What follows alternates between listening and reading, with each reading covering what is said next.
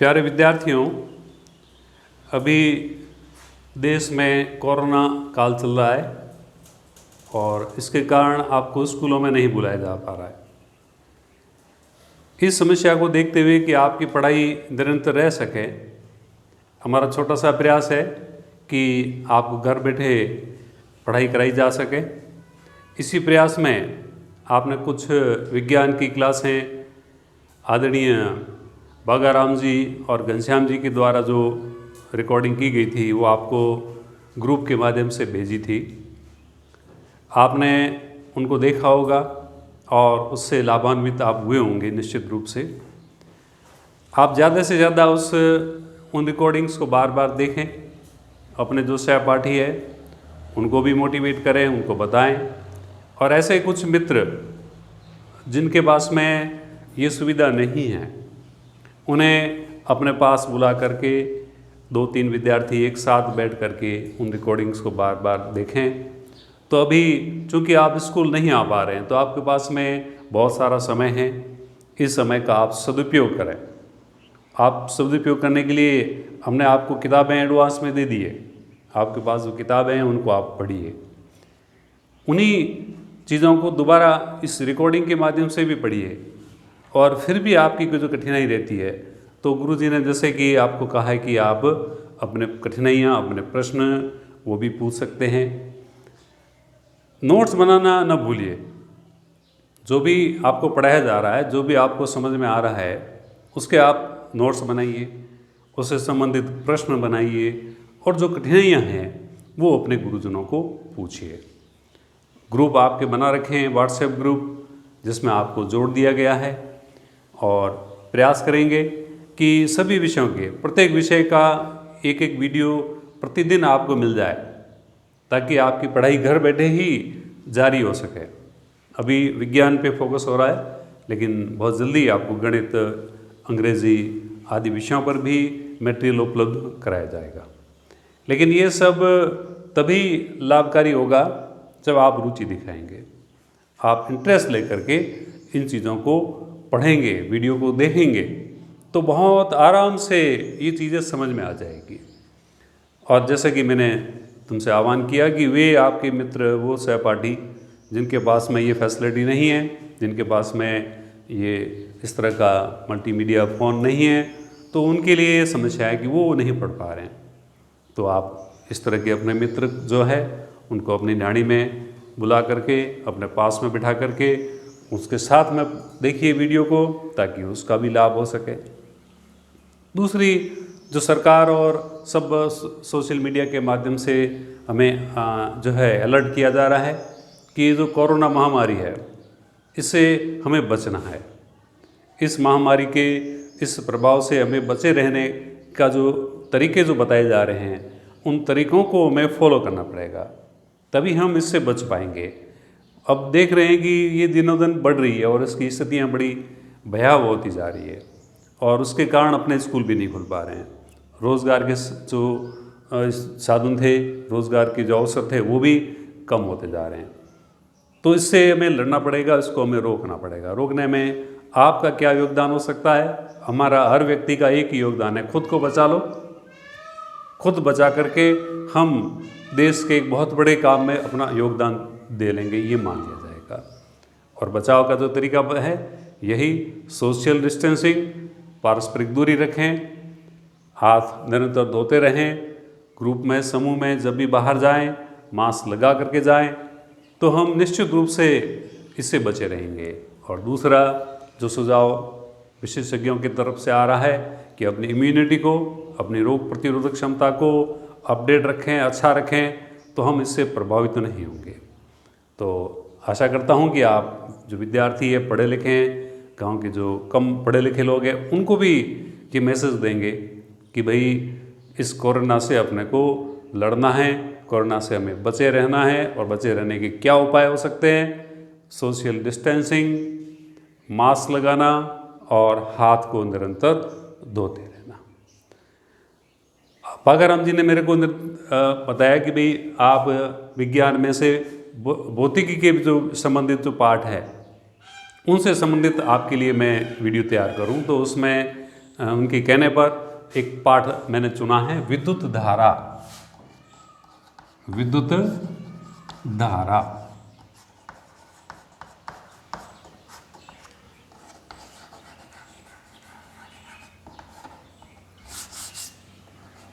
Electric current. Electric current, इस part पर मैं आपसे बात करूंगा। मैं प्रयास करूंगा कि इससे संबंधित आपके जो कोर्स की बातें हैं, दैनिक जीवन में उनकी जो उपयोगिता है, उससे संदर्भ में आपको जानकारी दे सकूं। विद्युत धारा और ये जो शब्द है, ये दैनिक जीवन के लिए भी बहुत महत्वपूर्ण है। दैनिक जीवन में हम इन्हें हमेशा देखते रहते हैं, इनको काम में लेते रहते हैं।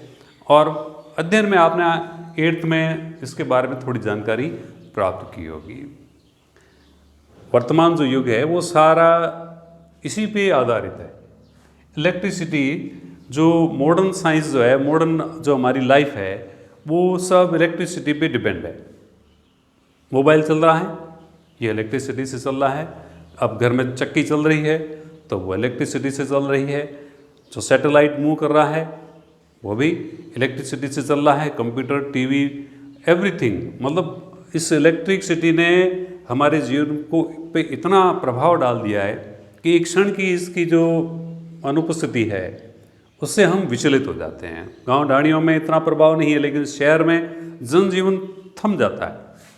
यदि कई बार अखबारों में देखते हैं यूएस वगैरह में, वहाँ तो लाइट के जो प्रोडक्शन का जो जनरेटर है, जहाँ जनरेट हो रही है, वो किसी कारण से यदि फेलियर हो जाए तो लोग तड़प के मर जाएं, ये स्थितियाँ हो जाती है।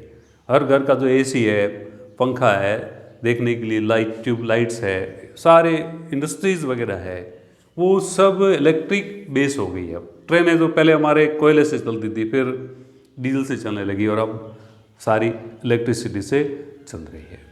तो इलेक्ट्रिसिटी का हमारे जीवन में, पूरे विश्व में बहुत ही महत्वपूर्ण रोल है। और ये जो इलेक्ट्रिसिटी है, इसके संबंधित विज्ञान की जानकारी हमें कुछ न कुछ अवश्य होनी चाहिए। तो उसी बात को लेकर के आपके कोर्स में एक पाठ जोड़ा गया है, विद्युत धारा, इलेक्ट्रिक करंट। ये क्या है, इससे संबंधित अपन बात करें।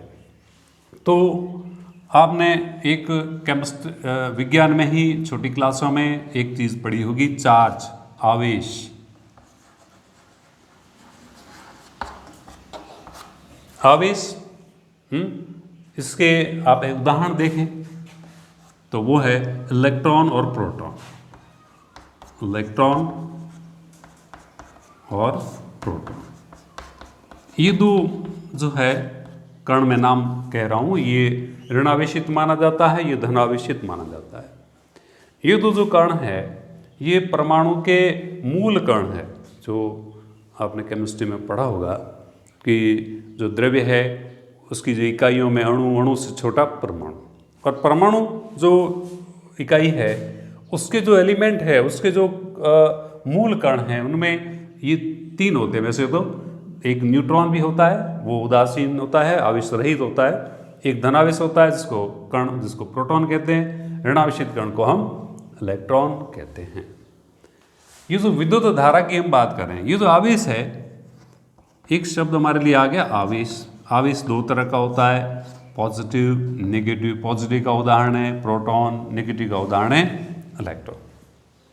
ये जो आवेश है, ये हर द्रव्य कण की है। द्रव्य कण में परमाणु कहें तो उसमें आवश्यक रूप से होगा, कोई भी परमाणु है तो निश्चित रूप से उस परमाणु में धनावेश होगा, ऋणावेश होगा, और उदासीन न्यूट्रॉन भी हो सकते हैं, कुछ जरूरी, उनका जरूरी होना जरूरी नहीं है, लेकिन प्रोटॉन और इलेक्ट्रॉन उनमें जरूर होते हैं। अब ये जो आवेश है, ये आवेश गतिशील है। आवेश गति करता है, आवेश गति करता है, और गति तय होती है। देखो, विभिन्न राशियों की गति की जो दिशाएं हैं वो विभिन्न अन्य राशियों से डिसाइड होती है। जैसे अपनी हवा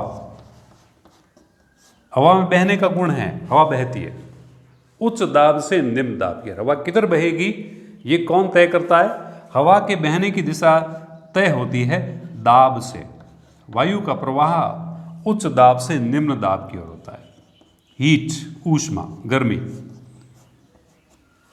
इसके बहने की दिशा तय होती है टेम्परेचर, ताप से। किससे होती है? ताप से।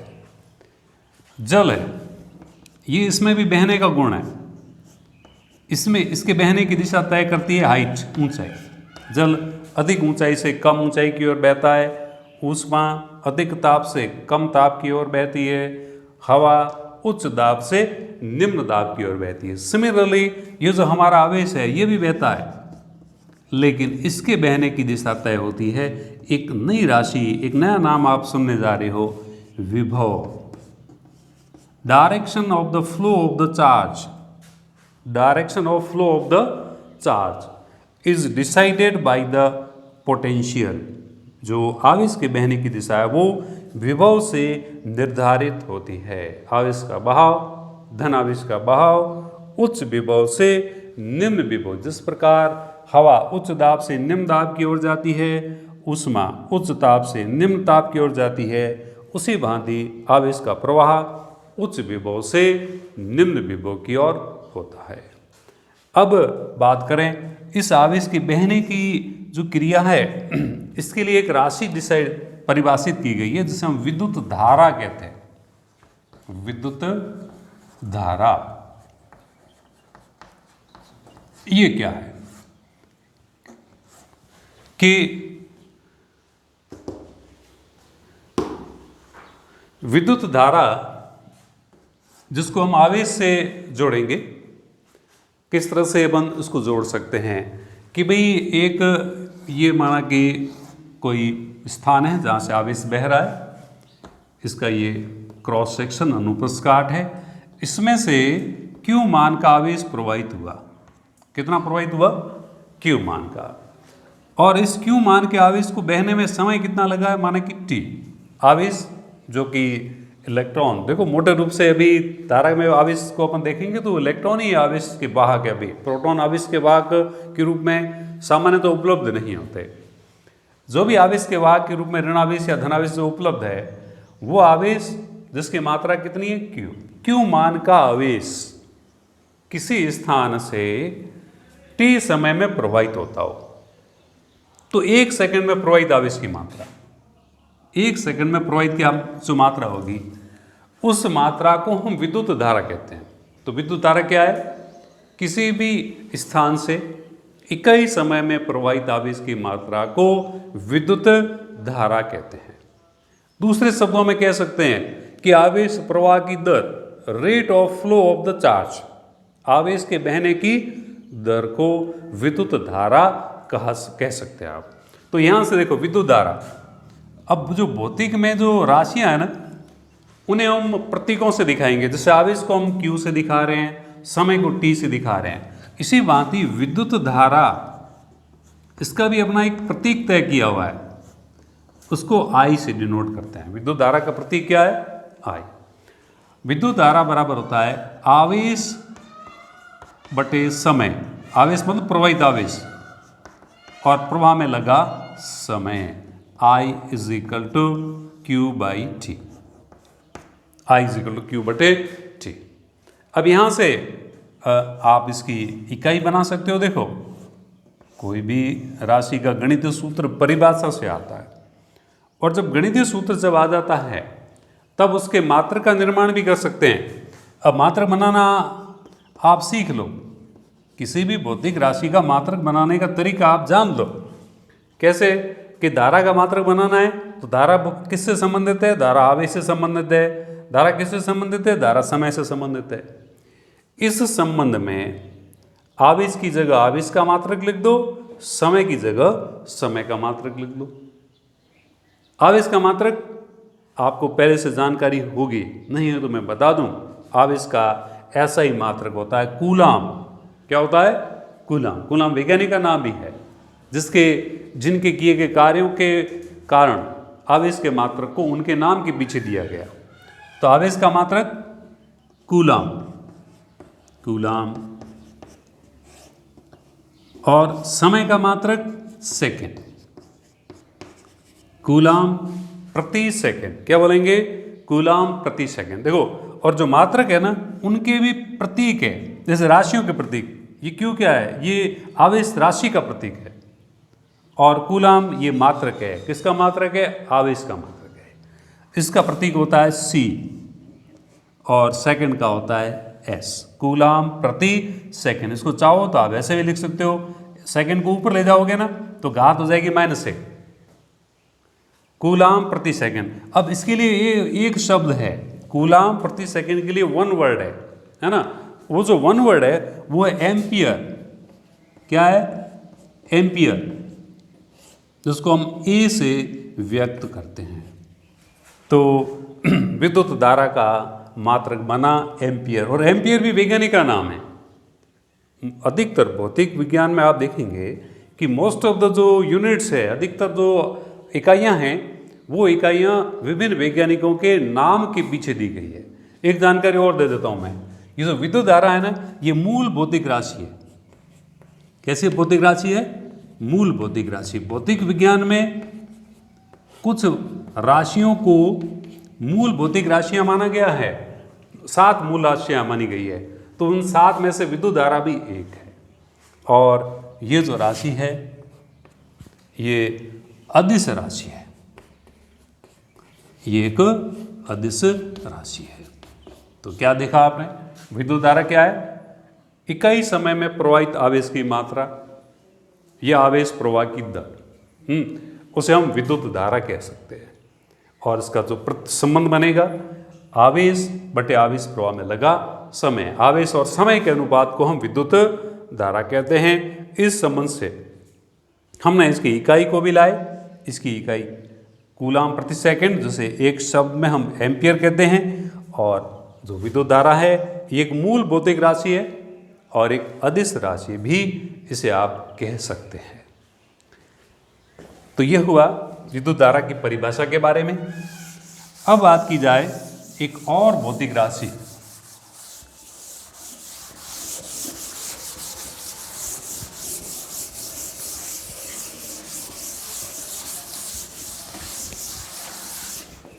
विभवांतर। विभव या विभवांतर एवं विभव।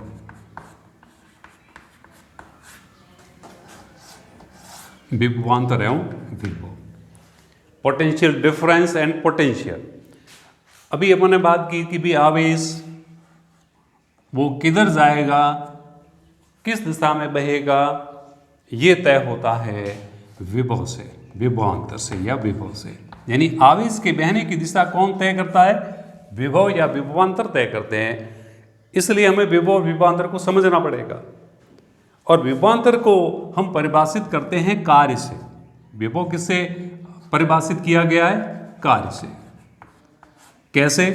कि जब आवेश कहीं से बहेगा, विभव या विभवांतर के कारण आवेश जब कहीं से बहेगा, तो आवेश के बहने की क्रिया में कार्य करना पड़ता है। क्या करना पड़ता है? कार्य, वर्क। उस कार्य का संबंध है विभवांतर से। और विभवांतर को हम कार्य के पदों में कैसे परिभाषित करेंगे? जैसे आवेश गया, कहां से कहां गया? ए से बी गया। आवेश का प्रवाह हुआ from point A to point B. A से बी गया और कार्य हुआ माना कि W। कार्य का प्रतीक W होता है। सामान्यतः हम कार्य को W प्रतीक से व्यक्त करते हैं। कितने मान का आवेश? Q मान का आवेश। कहाँ था? A पर था। कहाँ गया? B पर। Q मान का आवेश ट्रांसफर हुआ, स्थानांतरित हुआ from point A to B, और इस क्रिया में कार्य करना पड़ा W। तो एकांक आवेश के लिए कितना होगा? Q के लिए कार्य हुआ W, तो A के लिए कितना होगा? चूंकि का नियम, चूंकि Q आवेश के लिए कार्य करना पड़ता है W, तो A के लिए कितना होगा? W बटे Q। W बटे Q। एकांक आवेश के लिए जो कार्य करना पड़ेगा, उस कार्य को हम कहेंगे A व B के मध्य विभवांतर। विभवों का अंतर। A पर विभव है माना कि VA और B पर विभव है VB। तो विभवांतर क्या हुआ? A के विभव और B के विभव का अंतर, विभवांतर। A व B में विभवांतर। ए व बी पर विभवांतर is equal to V A minus V B. अब V A minus V B कितना होगा? V A minus V B, V A minus V B परिभाषा में अभी मैंने आपको बताया कि एकांक आवेश को एक बिंदु से दूसरे बिंदु तक स्थानांतरित करने में किए गए कार्य के मान को हम उन बिंदुओं के मध्य विभवांतर कहते हैं। अब इसको हम लिखेंगे कार्य बटे आवेश, कार्य भाग आवेश। कार्य कितना करना पड़ा? W। आवेश कितना है? Q। तो विभवांतर कितना हुआ? W बटे Q। अब बनाता हूं मैं मात्रक बनाइए इसका। तो अभी मैंने सिखाया था कि मात्रक कैसे बनाते हैं। मात्रक संबंध से बनाते हैं। संबंध से कैसे बनाते हैं? संबंध में कौन कौन सी राशियां हैं? संबंध में कार्य है, संबंध में आवेश है। कार्य की जगह कार्य का मात्रक लिख दो और आवेश की जगह आवेश का मात्रक। कार्य अंश में है तो उसका मात्रक अंश में लिखो, आवेश हर में है तो उसका मात्रक हर में लिखो। तो कार्य का मात्रक क्या लिखूं मैं? जूल। आवेश का मात्रक होता है कूलाम। ये पढ़े हुए आपने, छोटी क्लासों में आपने सीख रखा होगा कि कार्य का मात्रक जूल होता है। जूल भी वैज्ञानिक का नाम है, जूल भी एक वैज्ञानिक का नाम है। उनकी स्मृति में उनके जो कार्य का मात्रक है वो जूल रखा गया। और कूलाम भी वैज्ञानिक का नाम है। अब कूलाम है आवेश का मात्रक और जूल है वो कार्य का मात्रक है। तो मात्रक क्या बनेगा? हुआ जूल प्रति कूलाम। अब इसको वन वर्ड में वोल्ट कहते हैं। एक शब्द में इसको क्या बोलते हैं? वोल्ट। और वोल्ट का भी प्रतीक है, और वोल्ट का प्रतीक है V। और ये जो मात्रक दिया गया ना, ये भी एक वैज्ञानिक के नाम के पीछे उनकी स्मृति में दिया गया। वैज्ञानिक थे वोल्टा। कौन थे? वोल्टा। उनके नाम के पीछे विभवांतर के मात्रक को रखा गया वोल्ट, और वोल्ट का प्रतीक है V। ये तो परिभाषा थी किसकी? विभवांतर की। अब प्रश्न है विभव का। किसका? विभव। अब विभव में क्या होगा कि यदि एकांक धनावेश है, एकांक धनावेश को एक बिंदु से दूसरे बिंदु तक नहीं, अनंत से किसी बिंदु तक ले जाने में किया गया कार्य। एक बिंदु तो A है, दूसरा कौन सा? अनंत है। एक बिंदु से दूसरे बिंदु तक नहीं, अनंत से किसी बिंदु तक ले जाने में किए गए कार्य को हम विभवांतर कहते, विभव कहते हैं। तो B कहाँ हो? B अनंत पर हो।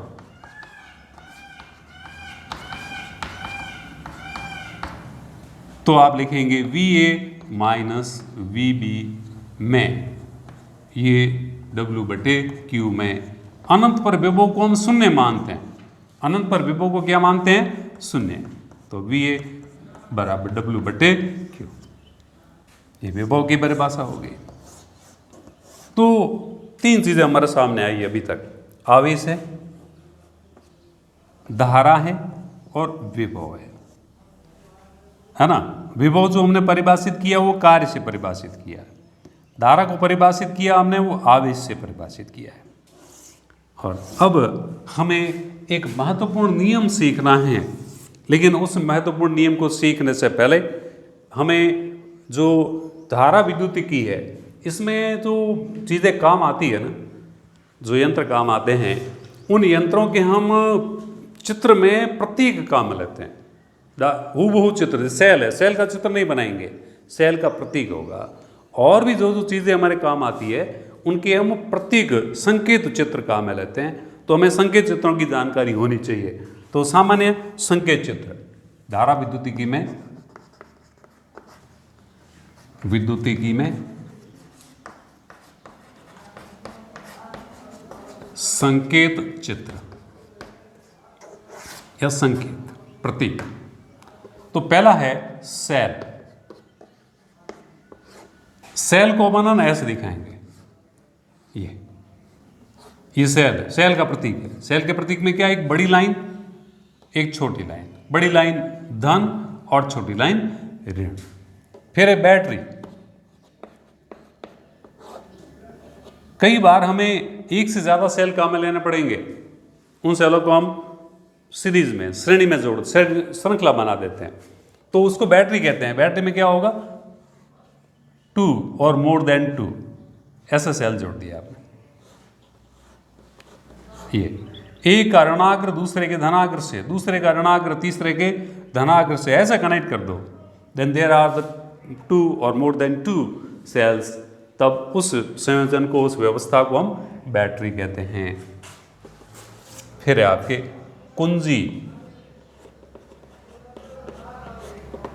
हाँ, या स्विच। कुंजी क्या है? धारा बह रही है, उसको रोकना है, उसको प्रारंभ करना है, यानी स्विच है। खटका होता है जैसे अपने घरों में विद्युत फैन स्टार्ट करने का, फैन बंद करने का, वो खटका ही है, इसको स्विच कहते हैं या कुंजी कहते हैं। कुंजी में यहाँ डॉट है, ये डॉट लगा हुआ है, मतलब धारा बह रही है। स्विच इज ऑन, इसको हटा दो, स्विच ऑफ, धारा रुक जाएगी। फिर है अमीटर।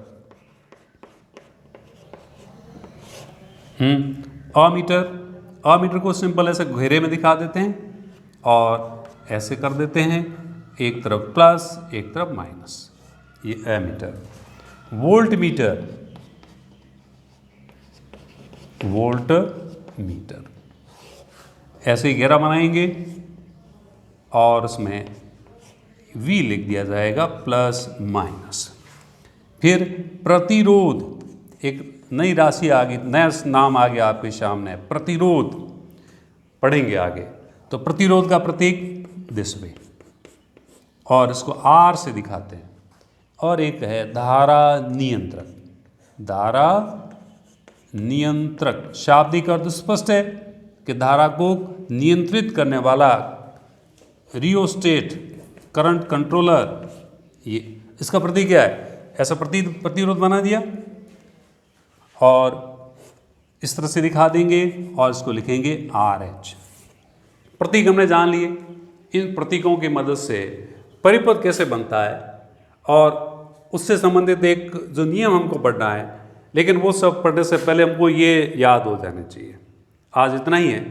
आप आज जितना भी मैंने बोर्ड पे लिखा है वो आपने सुना है, उसको एक बार देखिए, दोबारा देख करके उसको समझने का प्रयास करो। कल इन अवयवों को जोड़ करके परिपथ कैसे बनता है वो बनाएंगे और उससे आगे बढ़ेंगे। आपको इसमें कोई कठिनाई लगे तो आप प्रश्न कर सकते हैं व्हाट्सएप ग्रुप पर ही, या वाघाराम जी के नंबर पर भी, या मेरे को भी।